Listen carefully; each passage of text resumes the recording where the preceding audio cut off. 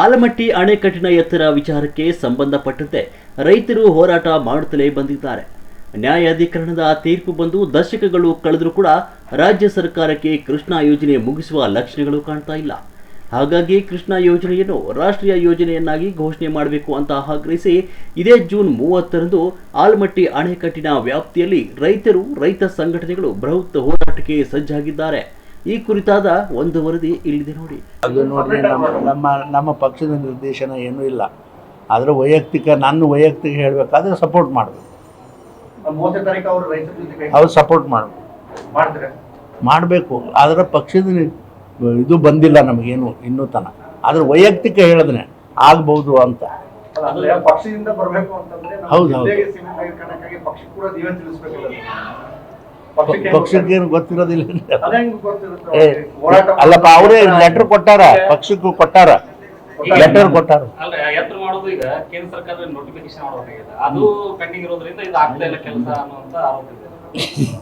ಈಗ ಆಯ್ತು ಬಿಡ್ರಿ, ಅದನ್ನ ಯಾವ್ದಕ್ಕೆ ಸುಮ್ಮನೆ ಅಲ್ರಿ. ಅಲ್ಲ, ಎಲ್ಲರೂ ಒತ್ತಡ ಹಾಕ್ಯಾರಲ್ಲ, ಆಗ್ಯದೇನು? ನಾ ಈಗ ಒಬ್ಬ ಒತ್ತಡ ಹಾಕಿದ್ರೆ ಆಗ್ತದ?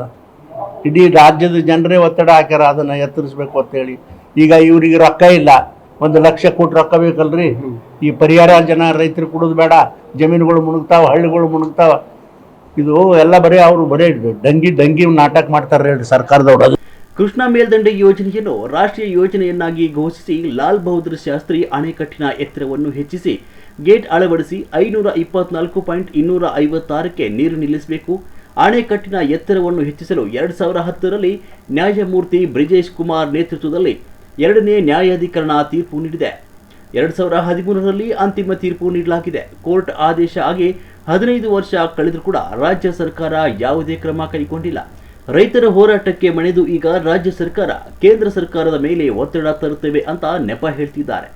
524.256ಕ್ಕೆ ನೀರು ನಿಲ್ಲಿಸಿದರೆ 22 ಹಳ್ಳಿಗಳು ಮುಳುಗಡೆಯಾಗಿ ಸುಮಾರು 1 ಲಕ್ಷಕ್ಕೂ ಹೆಚ್ಚು ಹೆಕ್ಟೇರ್ ಭೂಮಿ ಮುಳುಗಡೆಯಾಗುತ್ತೆ. ಪುನರ್ವಸತಿ, ಪುನರ್ ನಿರ್ಮಾಣಕ್ಕೆ ಸುಮಾರು 1 ಲಕ್ಷ ಕೋಟಿಗೂ ಅಧಿಕ ಹಣ ಬೇಕಾಗುತ್ತೆ. ಹಾಗಾಗಿ ರಾಜ್ಯ ಸರ್ಕಾರದಿಂದ ಇದು ಸಾಧ್ಯವಿಲ್ಲ. ಕೇಂದ್ರ ಸರ್ಕಾರ ರಾಷ್ಟ್ರೀಯ ಯೋಜನೆ ಅಂತ ಘೋಷಣೆ ಮಾಡಿ ಅಂತ ಹೋರಾಟಗಾರರು ಎಚ್ಚರಿಸಿದ್ದಾರೆ. ಈ ವಿಷಯವಾಗಿ ಕೇಂದ್ರ ಸರ್ಕಾರ ಮಧ್ಯಸ್ಥಿಕೆ ವಹಿಸಬೇಕು. ಇಲ್ಲಿ ರಾಜಕಾರಣ ಮಾಡಬಾರದು. ನನಗನ್ಸಿ ಮಟ್ಟಿಗೆ ಏನಾಗಿರತ್ತಂದ್ರೆ, ಇಲ್ಲಿ ಕೇಂದ್ರದಲ್ಲಿ ಬಿಜೆಪಿ ಸರ್ಕಾರ ಅದ, ಕರ್ನಾಟಕದಲ್ಲಿ ಕಾಂಗ್ರೆಸ್ ಅದ. ಅಂದ್ರೆ ಕಾಂಗ್ರೆಸ್ ಸರ್ಕಾರ ಇದ್ದಾಗ ನಾವು ಏನೇ ಕೆಲಸ ಮಾಡಿದ್ರ ಕ್ರೆಡಿಟ್ ಕಾಂಗ್ರೆಸ್ ಅವ್ರಿಗೆ ಹೋಗ್ತೈತಿ, ನಮಗ್ ಬರಂಗಿಲ್ಲ. ಅದ ಕರ್ನಾಟಕದಲ್ಲಿ ಕೂಡ ಬಿಜೆಪಿ ಇದ್ದಾಗ ಮಾಡ್ಲಕ್ ಅನುಕೂಲ ಆಗ್ತದೆ ತಿಳ್ಕೊಂಡು ಹಿಂದೆ ಟಾಕಲಾಗ್ತಾರ. ನಮಗ್ ಅನುಮಾನ ಆಯ್ತು.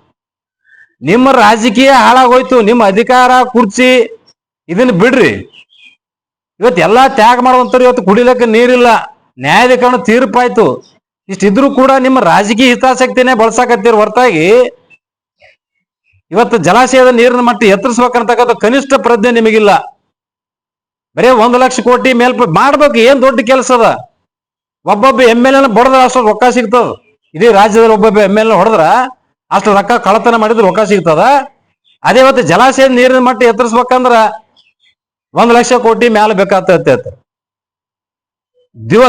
ದಿನ ಗತಿಸಿದಂಗ ಅದ್ರ ಅಂದಾಜು ವೆಚ್ಚ ಹೆಚ್ಚಾಗ್ತದ. ಇದೇ ಒಂದು 3-4 ವರ್ಷದಿಂದನೇ ಲೆಕ್ಕ ನೋಡ್ಲಿಕ್ಕಾಗಿ 75,000 ಕೋಟಿ ಅಂದಾಜು ಎಸ್ಟಿಮೇಟ್ ಇತ್ತು. ಮತ್ ದಿನ ಕಳೆದಂಗ ಎಲ್ಲ ವಸ್ತುಗಳ ಬೆಲೆ ಗಗನಕ್ಕೇರ್ತಾವ.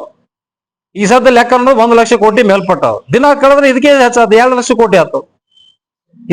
ಇದ್ರ ಹೊಣೆ ಯಾರು? ಸರ್ಕಾರನೇ. ಎಲ್ಲ ಇವು ಅನವಶ್ಯಕ ಯೋಜನೆಗಳನ್ನ ಹೊಡೆದಾಕ್ರಿ. ರೈತರಿಗೆ ಬೇಕಾಗಿರೋದು ಸಮಗ್ರ ನೀರಾವರಿ ಮಾಡಬೇಕು. ಆ ಒಂದು ದೃಷ್ಟಿಕೋನ ಇಟ್ಕೊಂಡು ರೈತರ ಮೇಲೆ ಕಳಕಳಿಯಿಂದ ಏನ್ ನ್ಯಾಯಾಧೀಕರಣ ತೀರ್ಪಾಯ್ತು, ಆ ತೀರ್ಪಿನ ನಮಗೆ ಕ್ರಮ ಕೈಗೊಳ್ಳುವಂತ ವ್ಯವಸ್ಥೆ ಆಗ್ಬೇಕು. ಯಾವುದೇ ಕಾರಣಕ್ಕೂ ಮಹಾರಾಷ್ಟ್ರ ಸರ್ಕಾರ ಆ ಭಾಗದ ರೈತರನ್ನ ಎತ್ತಿ ಕಟ್ಟಿ ಹೋರಾಟ ಮಾಡ್ತಾರಲ್ಲ, ಆ ಹೋರಾಟಕ್ಕೆ ರಾಜ್ಯ ಸರ್ಕಾರ ಆಗ್ಲಿ ಕೇಂದ್ರ ಸರ್ಕಾರ ಆಗ್ಲಿ ಮಣಿ ಹಾಕುವಂತದ್ದು ಆಗ್ಬಾರ್ದು, ಒತ್ತಡಕ್ಕೆ ಮಣಿಬಾರ್ದು. ಯಾಕಂದ್ರೆ ಇವ್ರ ನ್ಯಾಯ ಸಿಗ್ತದ ಸರ್ಕಾರಗಳಿಗೆ. ಯಾಕಂದ್ರೆ ಇವ್ರಿಗೆ ಮೊದಲೇ ಬೇಡಾಗಿರ್ತದ ರೊಕ್ಕ ಹೆಂಗ್ ಕೊಡ್ಬೇಕು, ಇಷ್ಟೆಲ್ಲ ಖರ್ಚು ಹೆಂಗ್ ಮಾಡ್ಬೇಕು ತಿಳ್ಕೊಂಡು. ಅದ ಯಾರೊಬ್ಬರು ನಡ್ಬೇಕು ತಕರಾರು ಮಾಡುವಂತದ್ದು ಅವ್ರಿಗೆ ಬೇಕಾಗಿರ್ತದ ಅಂತಾರೆ. ಈ ಮಹಾರಾಷ್ಟ್ರದವ್ರು ಖ್ಯಾತೆ ತೆಗದಾರ. ಮತ್ತೆ ಆ ಕಾರಣಕ್ಕಾಗಿ ವಿಳಂಬ ಮಾಡ್ಕೊತ ಹೊಂಟ್ಬಿಟ್ಟಾರು. ಅದನ್ನ ಯಾವಾಗ ಹೇಳೋದು? ಮಹಾರಾಷ್ಟ್ರ ಸರ್ಕಾರದವರು ಇದನ್ನ ತಕರಾರು ತೆಗದಾರ ತಿಳ್ಕೊಂಡು ಅವ್ರಿಗೆ ಬುದ್ಧಿವಾದ ಹೇಳಬೇಕು.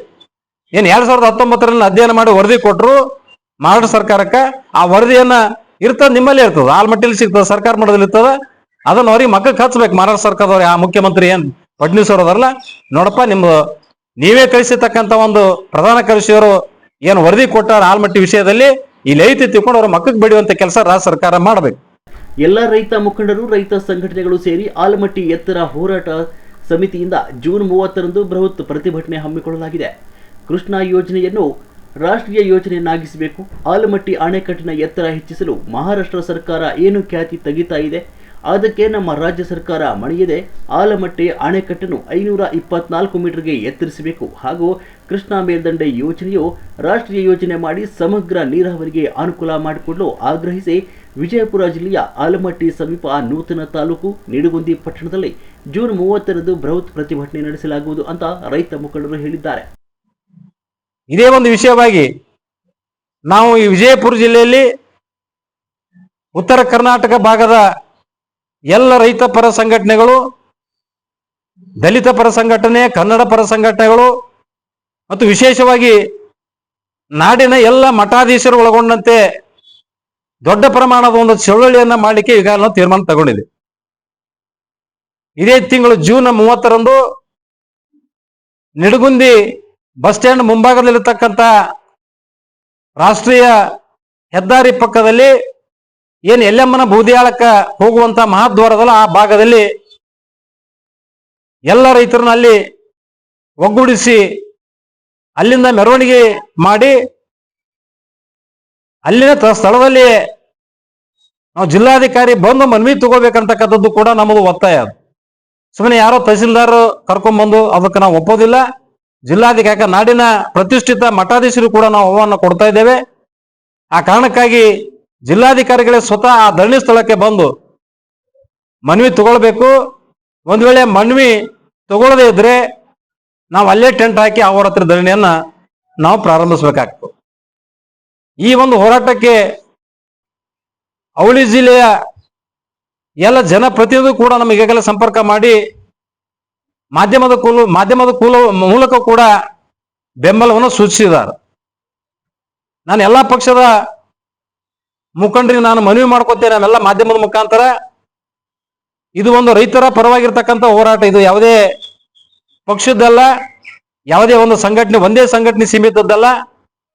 ಎಲ್ಲ ರೈತ ಪರ ಸಂಘಟನೆ ಪಕ್ಷಾತೀತವಾಗಿ ಜಾತಿ ರಹಿತವಾಗಿ ಇರ್ತಕ್ಕಂಥ ಹೋರಾಟ. ಕಲಬುರಗಿ ಮತ್ತು ಯಾದಗಿರಿ ಜಿಲ್ಲೆಯ ಅಲ್ಲಿ ಆ ಭಾಗದ ರೈತರ ಮುಖಂಡರು, ರೈತರು ಕೂಡ ಬರ್ತೇವೆ ಅಂತಕ್ಕಂಥದ್ದು ಹೇಳಿದ್ದಾರೆ. ಅಲ್ಲೂ ಅವರು ಕೂಡ ಈ ಒಂದು ಪ್ರತಿಭಟನೆಯಲ್ಲಿ ಪಾಲ್ಗೊಳ್ಬೇಕು. ಯಾಕೆ ಸುಮಾರು ಈ ನಮ್ಮ ಆಲಮಟ್ಟಿ ಡ್ಯಾಮ್ ಅಂದ್ರೆ 4-5 ಜಿಲ್ಲೆಯ ಜನರಿಗೆ ಉಪಯೋಗ ಮಾಡ್ತಕ್ಕಂಥದ್ದು ನೀರು. ಅವರು ಕೂಡ ಭಾಗವಹಿಸ್ತಿರ್ತ ಆ ಭಾಗದ ಜಿಲ್ಲಾ ಮುಖಂಡರು ಕೂಡ ನಮಗ ದೂರವಾಣಿ ಮೂಲಕ ಮಾತನಾಡಿದ್ದಾರೆ.